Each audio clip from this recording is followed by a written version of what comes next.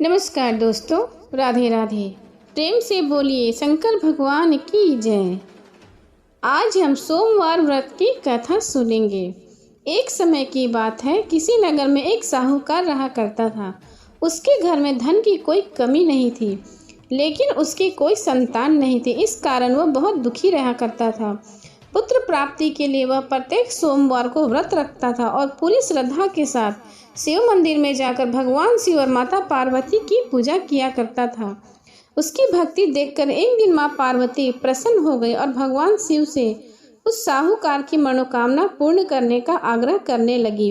पार्वती जी की इच्छा सुनकर भगवान शिव ने कहा, हे पार्वती, इस संसार में हर प्राणी को उसके कर्मों का ही फल मिलता है। जिसके भाग्य में जो हो उसे भोगना ही पड़ता है।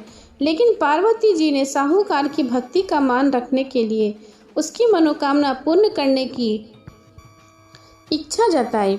माता पार्वती के आग्रह पर शिव जी ने साहूकार को पुत्र प्राप्ति का वरदान तो दिया, लेकिन साथ ही यह भी कहा कि उसके बालक की आयु केवल 12 वर्ष होगी। माँ पार्वती और भगवान शिव की बातचीत को साहूकार सुन रहा था। उसे न तो इस बात की खुशी थी और न ही दुख। वह पहले की भांति शिव जी की पूजा करता रहा। कुछ समय के बाद साहूकार के घर एक पुत्र का जन्म हुआ। जब वह बालक 11 वर्ष का हुआ तो उसे पढ़ने के लिए काशी भेज दिया गया। साहूकार ने पुत्र के मामा को बुलाकर उसे बहुत सारा धन दिया और कहा कि तुम इस बालक को काशी विद्या प्राप्ति के लिए ले जाओ और मार्ग में यज्ञ कराना। जहाँ भी यज्ञ कराओ वह ब्राह्मणों को भोजन कराना और दक्षिणा देते हुए जाना। दोनों मामा भांजे इस तरह यज्ञ कराते और ब्राह्मणों को दान दक्षिणा देते काशी की ओर चल पड़े। रात में एक नगर पड़ा जहाँ राजा की कन्या का विवाह था, लेकिन जिस राजकुमार से उसका विवाह होने वाला था वह एक आंख से काना था। राजकुमार के पिता ने अपने पुत्र को काना होने की बात छुपाने के लिए एक चाल सोची।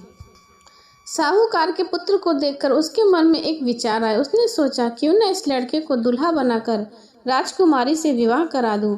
विवाह के बाद इसको धन देकर विदा कर दूंगा और राजकुमारी को अपने नगर ले जाऊंगा। लड़के को दूल्हे के वस्त्र पहनाकर राजकुमारी से विवाह करा दिया गया। लेकिन साहूकार का पुत्र ईमानदार था, उसे यह बात अच्छी नहीं लगी।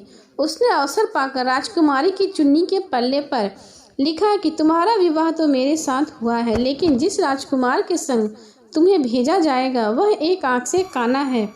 तो मैं तो काशी पढ़ने जा रहा हूँ। जब राजकुमारी ने चुन्नी पर लिखी बातें पढ़ी तो उसे अपने माता पिता को यह बात बताई। राजा ने अपनी पुत्री को विदा नहीं किया, जिससे बारात वापस चली गई। दूसरी ओर साहूकार का लड़का और उसका मामा काशी पहुंचे और वहां जाकर उन्होंने यज्ञ किया। जिस दिन लड़के की आयु 12 साल की हुई उस दिन यज्ञ रखा गया। लड़के ने अपने मामा से कहा कि मेरी तबीयत कुछ ठीक नहीं। मामा ने कहा, तुम अंदर जाकर सो जाओ। शिव जी के वरदान के अनुसार कुछ ही देर में उस बालक के प्राण निकल गए। मृत भांजे को देखकर उसका मामा विलाप करने लगा। संयोगवश उसी समय माता पार्वती और भगवान शिव शंकर उधर से गुजर रहे थे। माता पार्वती ने भगवान से कहा, स्वामी, मुझे इसका रोना सहन नहीं हो रहा, आप इस व्यक्ति के कष्ट को अवश्य दूर करें। जब भगवान शिव ने उस बालक के समीप गए तो बोले कि यह उसी साहूकार का पुत्र है जिसे मैंने 12 वर्ष की आयु का वरदान दिया था। अब इसकी आयु पूरी हो चुकी है। लेकिन मृत भाव से विभोर माता पार्वती ने कहा, हे महादेव, आप इस बालक की आयु को बढ़ा दें और इसे जीवित करें, अन्यथा इसके वियोग में इसके माता पिता भी तड़प तड़प कर मर जाएंगे। माता पार्वती के आग्रह पर भगवान शिव ने उस लड़के को जीवित होने का वरदान दे दिया। शिव जी की कृपा से वह लड़का जीवित हो गया। शिक्षा समाप्त करके लड़का मामा के साथ अपने नगर को चल दिया। दोनों चलते हुए उसी नगर में पहुंचे जहां उसका विवाह हुआ था। उस नगर में भी उन्हें यज्ञ का आयोजन किया। उस लड़के के ससुर ने उसे पहचान लिया और महल में ले जाकर उसकी खातिरदारी की और अपनी पुत्री को उसके साथ विदा किया। इधर साहूकार और उसकी पत्नी भूखे प्यासे रहकर बेटे की प्रतीक्षा कर रहे थे। उन्होंने प्रण कर रखा था यदि उनके बेटे की मृत्यु का समाचार मिला तो वह प्राण त्याग देंगे, परंतु अपने बेटे के जीवित होने का समाचार पाकर वह बेहद प्रसन्न हुए। उसी रात भगवान शिव ने व्यापारी के स्वप्न में आकर कहा, हे श्रेष्ठी, मैंने तेरे सोमवार के व्रत करने और व्रत कथा सुनने से प्रसन्न होकर तेरे पुत्र को लंबी आयु प्रदान की है। इस प्रकार जो कोई सोमवार का व्रत करता है या कथा सुनता है और पढ़ता है उसके सभी दुख मैं दूर करता हूँ और उसकी कामनाएं मैं पूर्ण करता हूँ। उनके जीवन में कभी कोई कष्ट नहीं आता और उन पर मेरी कृपा सदैव बनी रहती है। इतना कहकर भगवान शिव वहां से अंतर ध्यान हो गए और व्यापारी अपने पुत्र को पाकर बहुत प्रसन्न हुआ और वो सुखी सुखी रहने लगे। प्रेम से बोले शंकर भगवान की जय, माता पार्वती की जय। अब सुने सोमवार के दिन सुनी जाने वाली अन्य कथा। एक बार एक गांव में एक शिकारी रहा करता था। पशुओं की हत्या करके वह अपने कुटुंब को पालता था। वह एक साहूकार का ऋणी था, लेकिन उसका ऋण समय पर न चुका सका। क्रोध व साहूकार ने शिकारी को शिव मठ में बंदी बना लिया। संयोग से उस दिन सोमवार था। शिकारी ध्यान मग्न होकर शिव संबंधी धार्मिक बातें सुनता रहा। उसने सोमवार की कथा भी सुनी। संध्या होते ही साहूकार ने उसे अपने पास बुलाया और ऋण चुकाने के विषय में बात की। शिकारी अगले दिन सारा ऋण लौटा देने का वचन देकर बंधन से छूट गया। अपनी दिनचर्या की भांति वह जंगल में शिकार करने के लिए निकला, लेकिन दिन भर बंदी गृह में रहने के कारण भूख प्यास से व्याकुल था। शिकार करने के लिए वह एक तालाब के किनारे बेल वृक्ष पर पड़ाव डालने के लिए बैठ गया। बेल वृक्ष जैसे शिवलिंग उसके नीचे बनी हुई थी, जो बेलपत्र से ढका हुआ था। शिकारी को उसका पता न चला। पड़ाव बनाते समय उससे जो टहनियाँ तोड़ी वे संयोग से शिवलिंग पर गिरी। इस प्रकार दिन भर भूख प्यास शिकारी का व्रत हो गया और शिवलिंग पर बेलपत्र भी चढ़ गए। एक पहर रात्रि बीत जाने पर एक गर्भिणी मृग तालाब पर पानी पीने पहुंची। शिकारी ने धनुष पर तीर चढ़ाया। ज्यों उसने हिरण को मारने के लिए आगे बढ़ा, वह हिरण बोली, मैं गर्भिणी हूँ, शीघ्र ही प्रसव करूंगी। तुम एक साथ दो जीवों की हत्या करोगे, जो ठीक नहीं। मैं अपने बच्चे को जन्म देकर शीघ्र ही तुम्हारे समस्त प्रस्तुत हो जाऊंगी, तब तुम मुझे मार लेना।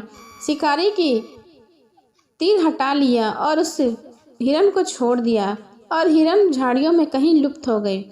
तीर चढ़ाने तथा ढीले करने के वक्त कुछ बेलपत्र टूटकर शिवलिंग पर गिर गए। इस प्रकार उसने अनजाने में ही प्रथम पहर की पूजा कर ली। कुछ ही देर बाद एक हिरनी उधर से निकलकर शिकारी को की प्रसन्नता का ठिकाना न रहा। समीप आने पर उसने धनुष पर बाण चढ़ाया। तब उसे देखकर हिरनी विनम्रता पूर्वक निवेदन की, हे शिकारी, मैं थोड़ी देर पहले ऋतु से निर्मित हुई है, कामातुर वीरनी हूँ, अपने प्रिय की खोज में भटक रही हूँ। मैं अपने पति से मिलकर शीघ्र ही तुम्हारे पास आ जाऊंगी। शिकारी ने उसे भी जाने दिया। 2 बार शिकार को खोकर उसका माथा ठनका।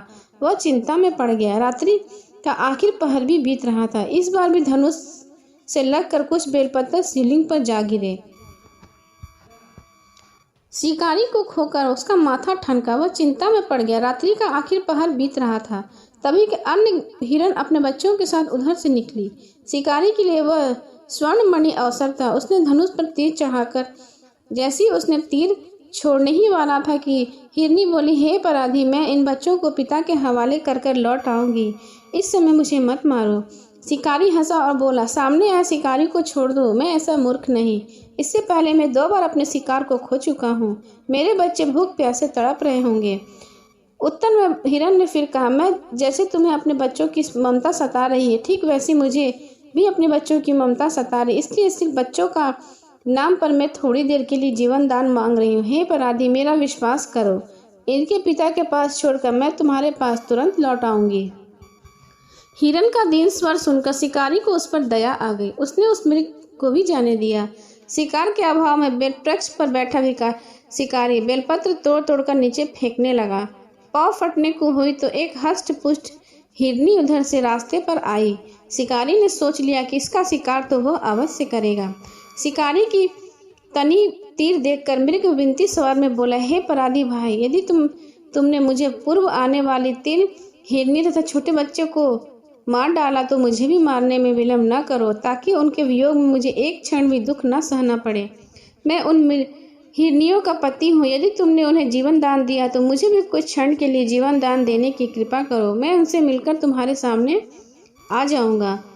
हिरण की बात सुनते ही शिकारी के सामने पूरी रात का घटना चक्र घूम गया। उसने सारी कथा हिरण को सुना दी। तब हिरण ने कहा, मेरी 3 पत्नियां जिस पर प्रतिज्ञाबद्ध होकर गई है, मेरी मृत्यु से अपने धर्म का पालन नहीं कर पाएंगी। अंत जैसे तुमने उन्हें विश्वास पात्र मानकर छोड़ा है, वैसे ही मुझे भी जाने दो, मैं उन सबके साथ तुम्हारे सामने शीघ्र ही उपस्थित हो जाऊंगा। उपवास, रात्रि जागरण तथा शिवलिंग पर बेलपत्र चढ़ाने से शिकारी का हिंसक हृदय निर्मल हो गया। उसमें भावना शक्ति का वास हो गया। धनुष तथा बाण उसके हाथ से सहज ही छूट गए। भगवान शिव की अनुकंपा से उसका हिंसक हृदय करुणा के भाव से भर गया। वह अपने अतीत के कर्मों को याद करके पश्चाताप करने लगा। थोड़ी ही देर में हिरण का सब परिवार शिकारी के समक्ष उपस्थित हो गया ताकि वह उनका शिकार कर सके, किंतु जंगली पशुओं की ऐसी सत्यता, सात्विकता और सामूहिक प्रेम भावना देखकर शिकारी को बड़ी ग्लानि हुई। उसके नेत्रों से आंसुओं की झड़ी लग गई। उस मृग परिवार को न मारकर शिकारी ने अपने कठोर हृदय को जीव हिंसा से हटा दिया और कोमल हृदय दयालु बन गया। देवलोक में समस्त देवता इस घटना को देख रहे थे। घटना की परिणति होते ही देवी देवताओं ने उन पर पुष्प की वर्षा की। तब शिकारी तथा मृग परिवार को मोक्ष की प्राप्ति हो गई और शिकारी को भी अंत में शिवलोक की प्राप्ति हुई। प्रेम से बोले शंकर भगवान की जय।